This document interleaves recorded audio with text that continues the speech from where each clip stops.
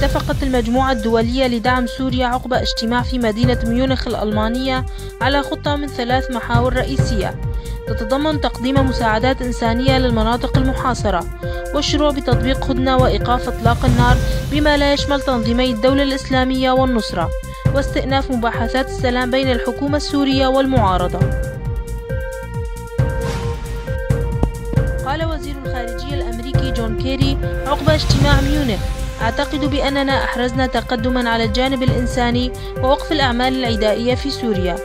وكما أضاف كيري أننا اتفقنا أن نسرع ونوسع المساعدات الإنسانية للمناطق المحاصرة وتنفيذ وقف الأعمال العدائية خلال أسبوع.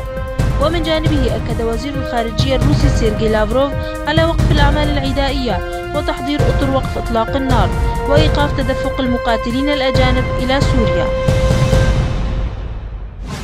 قال الرئيس السوري بشار الأسد: لا أستبعد احتمال إرسال السعودية وتركيا قوات برية إلى سوريا، ومؤكدا عزم جيش بلاده مواصلة الحرب على الإرهاب.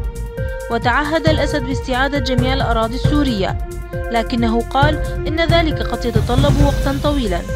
وعن هدف العمليات العسكرية في حلب أشار الأسد إلى أن المعركة الأساسية في حلب هدفها قطع الطريق مع الحدود التركية وليس السيطرة عليها، كونها طريق الإمداد الرئيسية للمسلحين.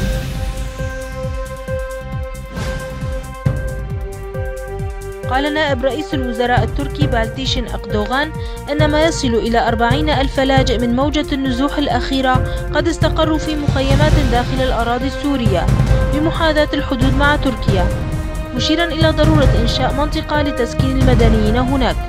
وكما شدد أقدوغان على ضرورة إطلاق مبادرة دبلوماسية مع روسيا وسوريا لمنع تدفق موجات جديدة من النازحين ستؤثر بدورها على أوروبا. جاء ذلك أثناء زيارته لمخيمات أنجو بينار للاجئين السوريين.